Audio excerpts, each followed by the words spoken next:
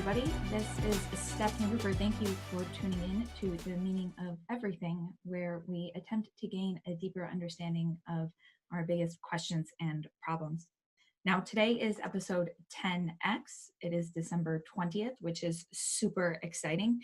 And I am going to be talking about differences between Eastern and Western cultures, specifically as they pertain to our mental health. So last week, I had on Marie. You'll remember she was brilliant, Marie Ovsepian. And we talked a lot about her experiences growing up in a more communal setting. In the neuroscientific literature, we might call this extended cognition, what she experienced, right? Sort of being held and living in a space where your psychology is more intertwined with the psychology of the people around you.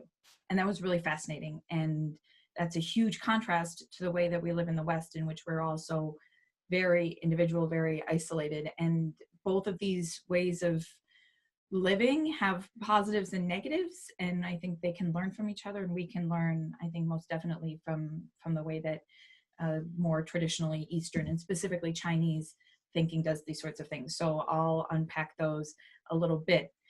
A few announcements. First, happy holidays, whatever your holiday is. That's super exciting. I love them. By this time, I should be home with my family in Detroit, which is really exciting.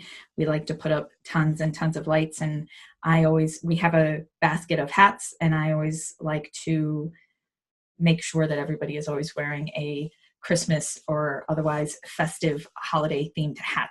So I am very, very happy that it's the holidays. I have an exciting announcement to make. I have a winner from my book giveaway. Her name is Jackie Cooper. I will have already sent Jackie an email, which is really exciting. She'll get to pick a book off of my personal shelf, which I'm looking at over there. I am giving away free books once a week in a drawing to people who leave reviews of the podcast, because I want to thank you for the time and effort that I know that takes. And so I'm super excited about that. It's ongoing. If you want to check out what list of books there are that I'm giving away, you can find that at stephanierupert.com/book giveaway, all one word, or just basically the website in general. It's very obvious and easy how to get to things. So stephanierupert.com can meet all of your meaning of everything and various podcast related needs. So that's really cool. That's really exciting. If you want to do that, all you have to do is write a review of the podcast, take a snapshot of it, send it to tmoeverything@gmail.com, and then we will be all set. And other than that, all I have left to do is I want to talk about the psychological problems of living in a Western culture. So let's jump into it. First, I want to touch briefly, because I think it's interesting, on why exactly the East and the West ended up this way. And I will be using as comparison countries the States and China.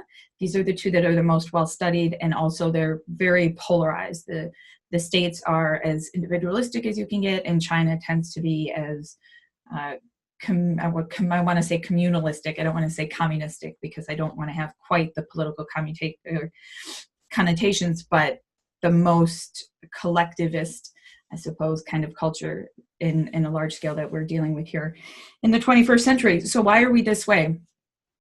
It's really interesting. I think it tends to be, historically speaking, much more common and more natural for humans to be a little bit more group immersed than we are here in the West. The West is kind of an anomaly in this sense. But there are political realities on both sides that have sort of pushed and polarized us in this way. China's origins in this sense go back thousands of years. The Chinese empires have been in existence in some form or another for several thousand years now. And so when this began happening, the people who lived in the area or in China and surrounding what we now see as surrounding countries, people who lived there were very diverse. And yet they were continually being united under a common emperor. And these emperors, in order to have order in their land and assure loyalty to them, needed to find ways, needed to promote ideas and ways of living that promoted social harmony and prioritizing order and loyalty to the state. And this is the political milieu out of which Confucianism arose. And this is what, for anybody who studied this sort of thing, this is what Confucianism is mostly about, in a sense. It's harmony and social relations and making sure that you are in right relationship with the people around you, with institutions, with your career, all these sorts of things. These are the ultimate ongoing goal. Now, if you listened to Monday's podcast, you'll have heard Marie talk about how many of the people she knows, and especially the women now still to this day in the places in which she grew up, refer to themselves in terms of their relationships. They call themselves mother or sister, friend, that sort of thing, of specific people, because people are always defining themselves in terms of their relationality. And this is something that happens in the West, to be sure, but we tend to, if you take a look at our social media profiles or our CVs or what have you, we'll call ourselves entrepreneurs, thinkers, philosophers, dreamers, whatever. We'll give ourselves a title, often a romanticized one at that, something that's very individualistic and constantly seeking ways to build up ourselves. Now, the West evolved in this way differently from the East, also because of political and economic realities. And this was in large part because of the way that Europe developed in the Middle Ages, when commerce was developing and fiefdoms and kingdoms were developing, and people had funds and resources like they hadn't had previously, and actually we're developing something that we now identify as capitalism, right? Innovation and selling their own goods and sort of networking between different nation states and all these different kinds of realities. And then, like I talked about in episode 4X, go to stephanirupert.com/4X to find it. I talked about how different religions and different cultures sort of evolved out of this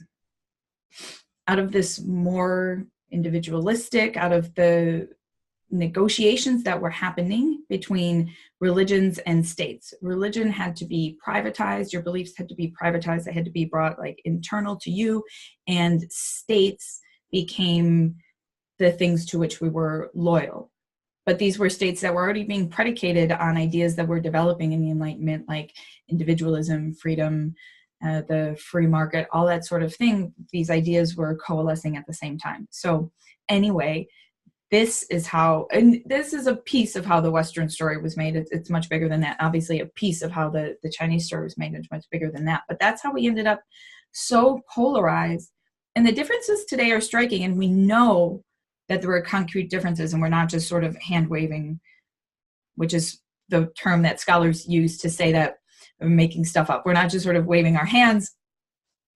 In studies, for example, if you look at a photograph and you could compare what people observe in the West and what people observe in the East, people in the West will tell you the most noticeable thing is the individual in the photograph, or the foreground, whatever. Say there's like a flower and some mountains in the background, the flower will be the most noticeable thing. Whereas people from China will tend to much more often look at the background, look at other people, look at the surrounding environments, will see a more holistic picture and will decenter the focal point that Westerners are drawn to. This is the primary difference, but it has massive ongoing implications for both of these communities, and specifically I want to talk about today in terms of mental health. Now, of course, there are economic implications, enormous ones, political implications, but in terms of our mental health, we have observed that the reported rates of mental health problems in the States and in China are massively different, and there's way more reporting happening in the West. Right? I know you'll say 30% of people experience anxiety disorders in their life. 10 to 20% might have some sort of depressive episode at some point in their life. In the States, this will be reported. And in China, the rates are much lower, like 5 and 2%. And there's a massive question, of course, in terms of the culture around these questions and people's reporting, right? Did people experience these problems in China and just not report them? As it turns out, the answer to that question is by and large, yes. There is a massive reporting disparity, but this is precisely because of the cultures that were developed around these ideas of the self versus the community, right? So in the States, if we have a problem, often we know that we will address it. It's okay to talk about it. I'm an individual. I'm going to fix my problem. And that's that. It's on me. I'm going to fix it. Maybe my community is going to help. But in a country like China, especially today in the wake of Maoism, there is a lot of stigma attached to mental health disorders. And this is in large part because if you have a mental health disorder, you are disruptive to your community, and that's a bad thing. And what you want to be doing constantly throughout your life is being as little of a disturbance to your community as possible. That is the ultimate goal, right? To work within the whole, to be a part of the whole, to make sure that it functions smoothly. And so people both shame and are terrified of being diagnosed with mental illness. This is changing in the 21st century. Younger Chinese generations are seeking out private help online much more often and all this sort of stuff. But it's really stigmatized precisely because you're supposed to fit in. And so something that these cultures can, of course, learn from the West, and they are, is that it's okay. It's not your fault. You don't just need to work harder. It's okay to have any sort of mental illness or mood disorder. Now, the West, what can the West learn from the East? As it turns out, in studies of mental health, Americans are very interesting because we tend to be rated as the happiest culture in the world, or one of the happiest cultures in the world, and also, of course, to experience the highest rates of anxiety and depression. So what gives, right? As it turns out, the individualistic worldview does allow for extremes, or for a lot of pleasure, for a lot of autonomy to seek what you want in life, generally speaking. But that comes with a really high risk of anxiety and depression because there's a lot of pressure on you personally to make yourself happy. Something that Westerners do compared to Easterners, at least far more often, is to consider emotional states to be endemic to the self, or to be your problem, you're to blame. And this can be a really big problem for managing them.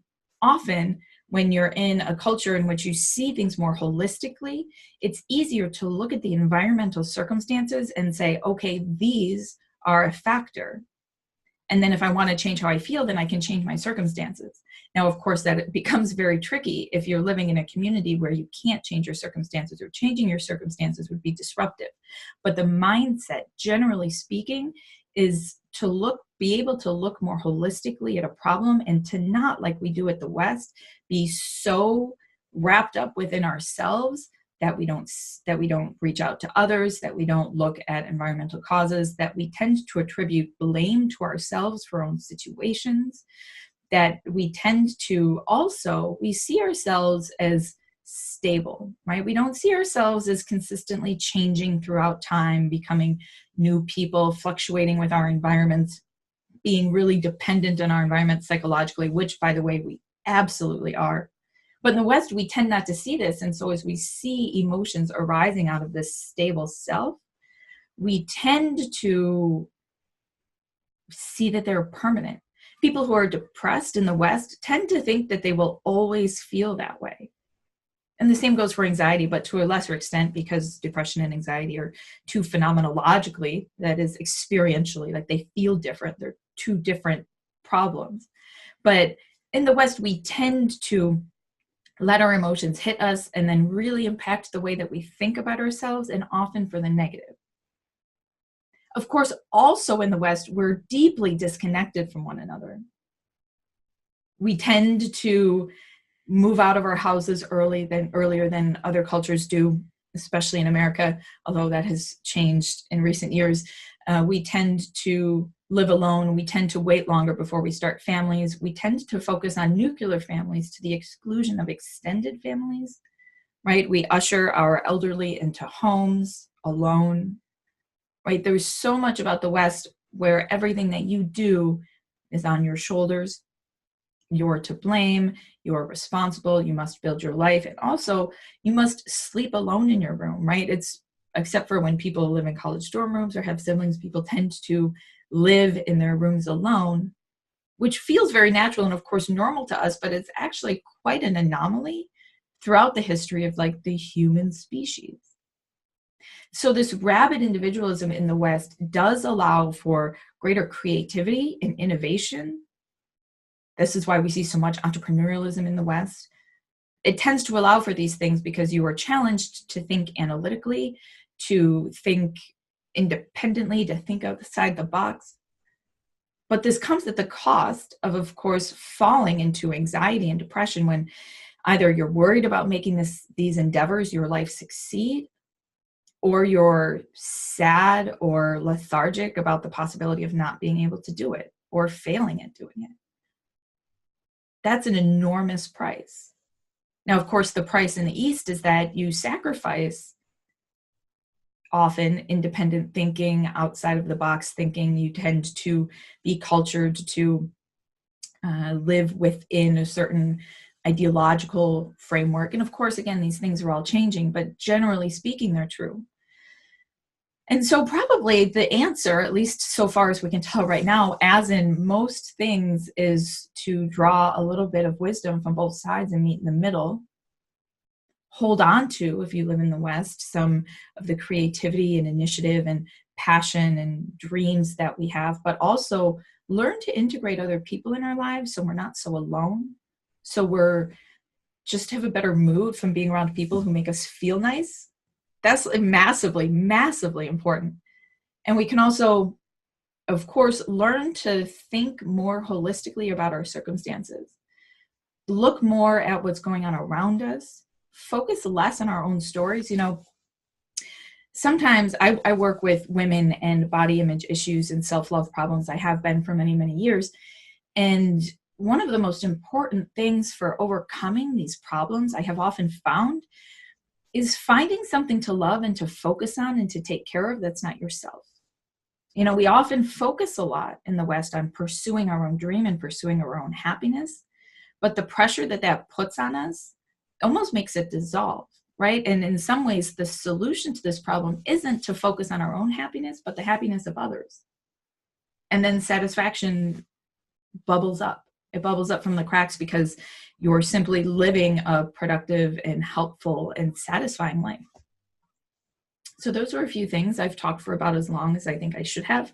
So I will stop now. I think that's a really good conversation to be having around the holidays. I think a lot of us are very emotionally tense for one reason or another, whether we're way up on a high or way down on a low. So it's definitely worth reflecting on the ways that we think about ourselves, that we sit with our communities, and that we experience sadness and joy. So that's it here today for episode 10X. Next week will not be airing an episode on Christmas Eve, but we'll rejoin you again on Thursday. I think it's Christmas Eve. Anyway, no episode on Monday. There will be another one on Thursday, and then back to a normal schedule the following week. Thank you so much for tuning in. It has been a pleasure as always. I will talk to you next week. Take care.